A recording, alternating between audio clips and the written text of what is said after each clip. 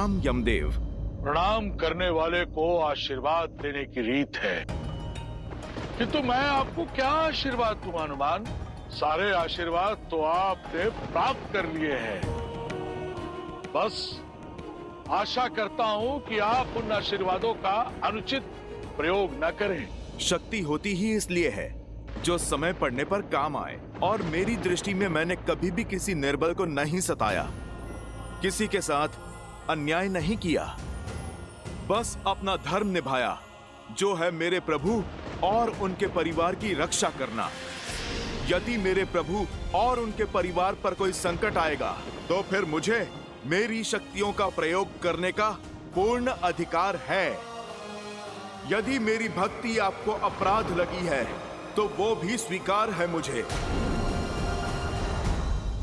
हनुमान, तुम स्वयं जानते हो, मैं या ये यमदूत तो क्या, तीनों लोक में ऐसा कोई भी नहीं तुम्हारा कोई अहित कर पाएगा। और जिन्होंने तुम्हें शक्तियां दी तो तुम उन्हीं के विरुद्ध खड़े हो जाओगे, तो ये तो कृतघ्नता होगी ना। तुम्हारी भक्ति उचित है, पर उसके लिए पूरी सृष्टि का संतुलन बिगाड़ देने का अधिकार तुम्हें कैसे मिल जाता है? देखिए यमदेव, मैं ठहरा वानर, मेरी सृष्टि तो बस मेरे प्रभु श्री राम ही हैं, और मैं हर मूल्य पर उनकी रक्षा करूंगा। आप यदि जानते हैं मेरी शक्ति, तो फिर मेरा आग्रह मानते क्यों नहीं? आप लौट जाइए। मैं ये नहीं चाहता कि मैं किसी का अनादर करूं। अयोध्या की सीमा छोड़कर बाकी पूरी पृथ्वी है आपके पास। आपको अपनी सृष्टि का संचालन जैसे करना है आप कीजिए, कौन रोकता है आपको? बस इस अयोध्या में ये हनुमान आपकी नहीं चलने देगा। हनुमान, जिन देवों ने तुम्हें शक्ति दी है उन्हें शक्ति का अकाल नहीं पड़ गया है, पर यह लड़ाई महाविध्वंस की तरफ जाएगी, मानवता के विरुद्ध जाएगी, जो मैं टालना चाहता हूँ। तो टाल दीजिए ना, आप अयोध्या को छोड़ दीजिए, संकट चला जाएगा, संकट टल जाएगा। ये ठीक नहीं है हनुमान। मेरे लिए बस वही ठीक है जो मेरे प्रभु श्री राम के लिए ठीक है। तुमने कोई मार्ग नहीं छोड़ा हनुमान। तुम क्या सोचते हो कि काल के मार्ग में आओगे तो काल मार्ग बदल देगा? ये तुम्हारी भूल है, भूल। तो फिर आइए यमराज, अयोध्या की ओर कुदृष्टि डालने की आपकी ये भूल मैं सुधार ही देता हूँ।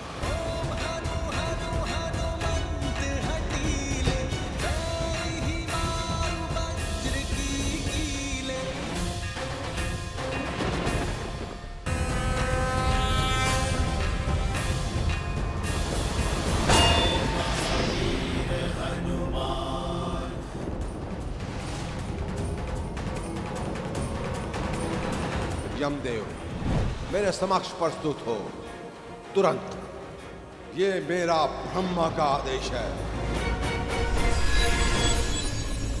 पहले यमदूत, फिर साक्षात यम का आगमन, अर्थात मेरा संदेह उचित था। इस पृथ्वी पर जो कुछ भी घटता दिख रहा है उससे अलग ही कोई योजना बना रही है नियति, जिसके विषय में मेरे भोले भाले प्रभु को भान नहीं। पर इस हनुमान के रहते कोई भी अनिष्ट नहीं होगा। जय श्री राम।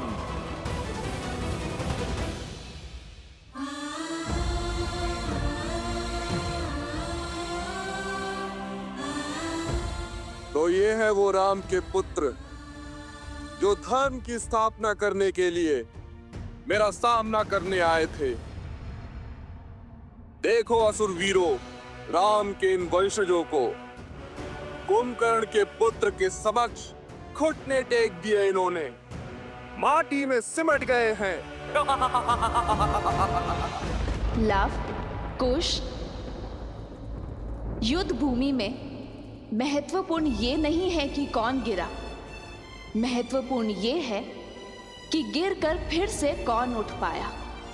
तुम उन श्री राम के रक्त हो जिन्होंने 14 वर्ष वनवास के दुख भोग कर भी बिना किसी सैया के दशानन का सामना किया, जिन्होंने बिना कवच के हर प्रहार सहा।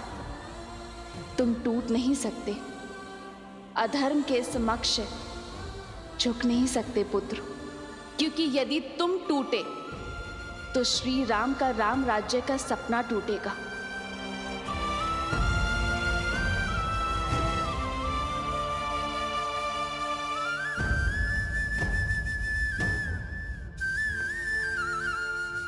तुम झुके तो रघुकुल का सम्मान और तुम्हारी माता का अभिमान झुकेगा। जो इतने लोग श्री सिया राम में विश्वास करते हैं, उनका विश्वास टूट जाएगा। उठो पुत्रों। तुम दोनों केवल रघुवंश के अंश नहीं हो, धर्म के पथिक भी हो। और ये यात्रा केवल भ्रमण नहीं, यह अध्ययन है, संसार का भी और स्वयं का भी।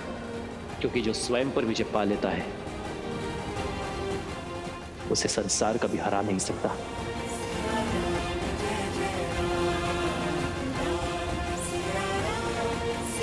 माता, माता,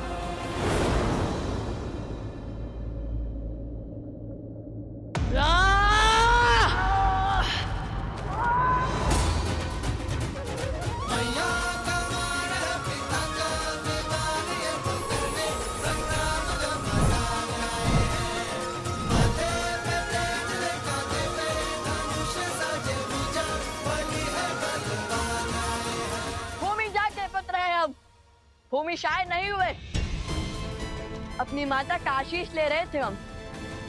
आओ, तुम्हें भूमिजा के पुत्रों की शक्ति दिखाएं। अब ये युद्ध तुम्हारे अंत के साथ ही समाप्त होगा। पिता का मार्ग चुना तो अंत भी वैसा ही होगा।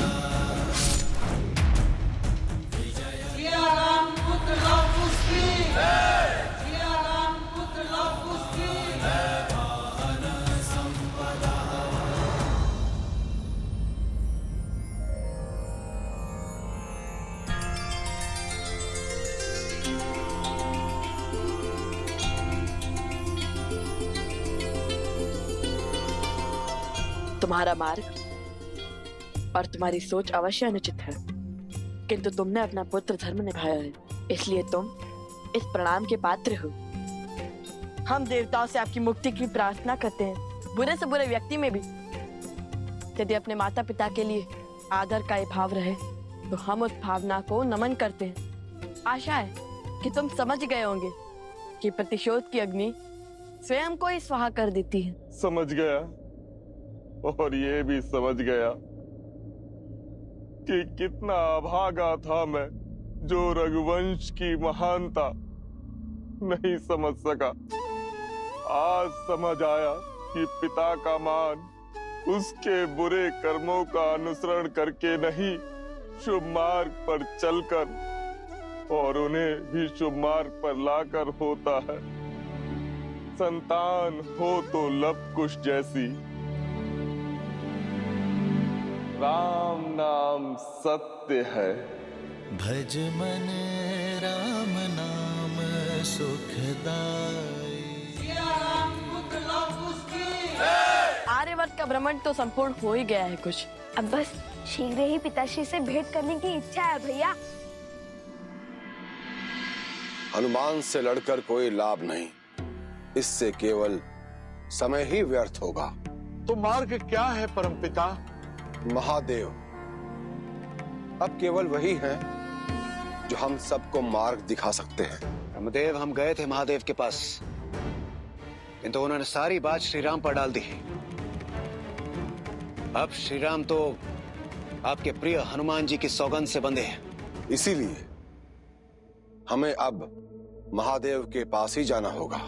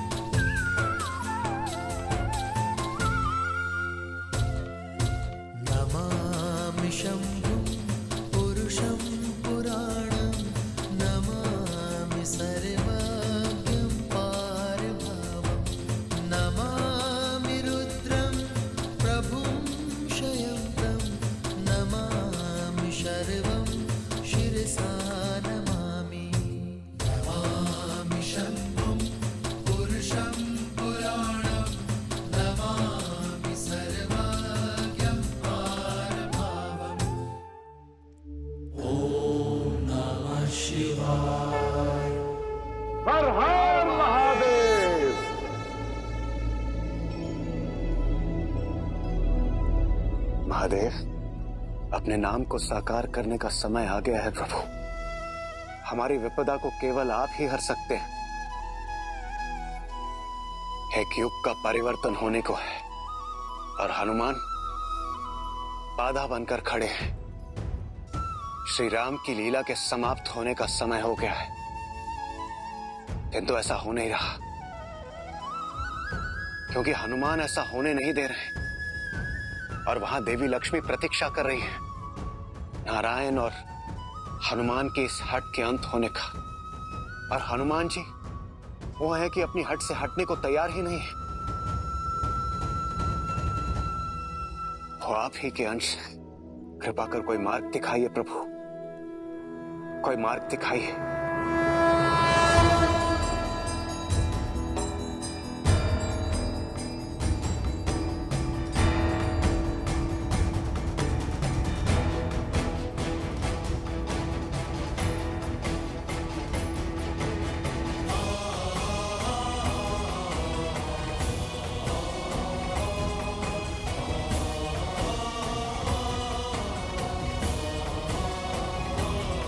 आदर्श और मर्यादा की है ये कथा महापावनम।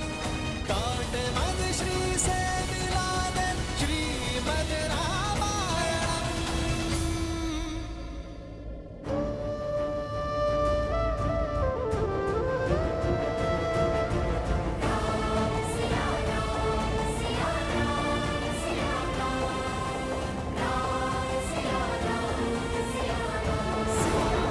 सीते,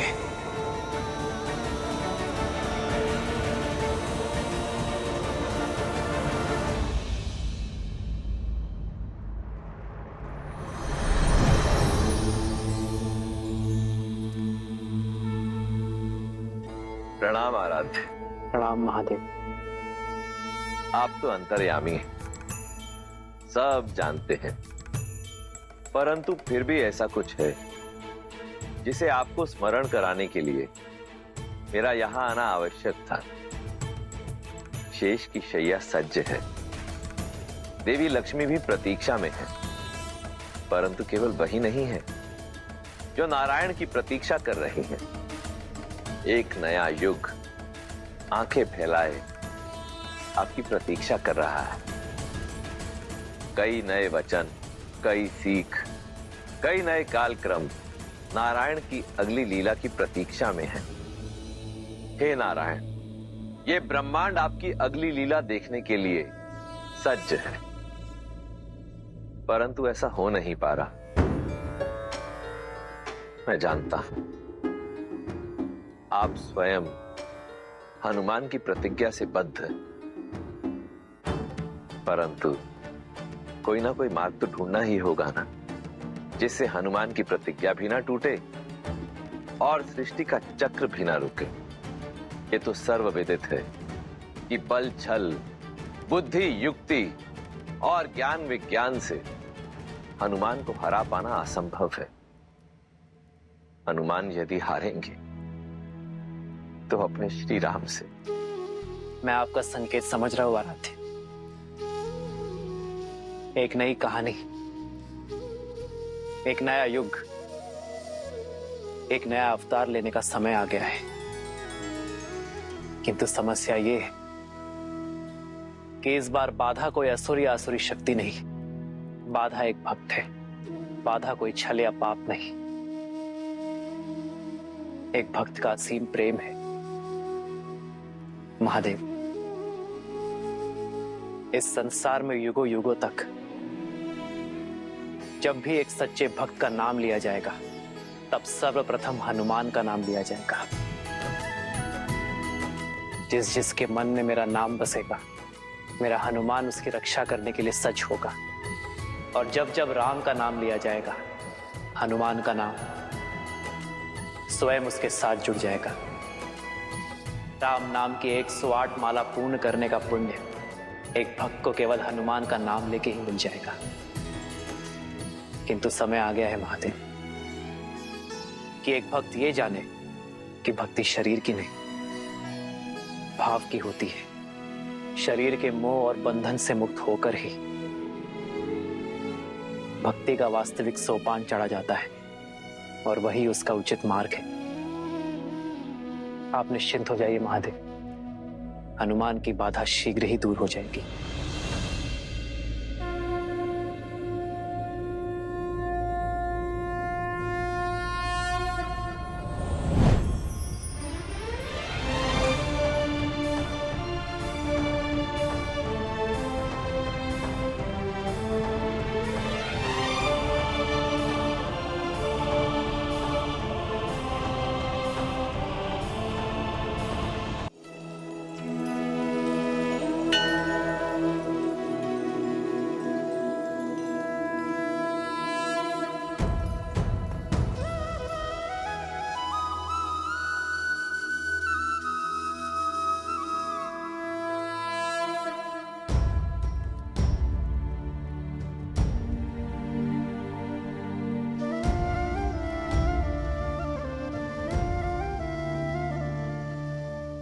जन्म जन्म का है ये संगम, राम रतन सीता वैभव धन। ये मुद्रिका नहीं है सीते,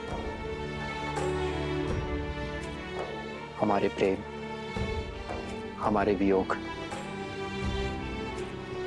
हमारे मिलन और हमारे संबंध की स्मृति, और आज मुझे इसे स्वयं से पृथक करना होगा। क्षमा करना सीते, ये आवश्यक है ताकि मैं अपने हनुमान को परम सत्य के ज्ञान की यात्रा पर भेज सकूं। और हनुमान का मुझसे पृथक होना ये तो स्वयं महादेव की आज्ञा है।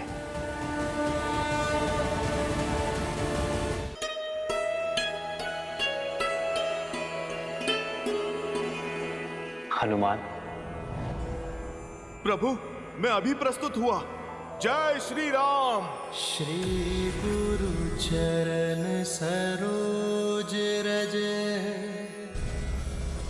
निज मनु मुकुरु सुधारे।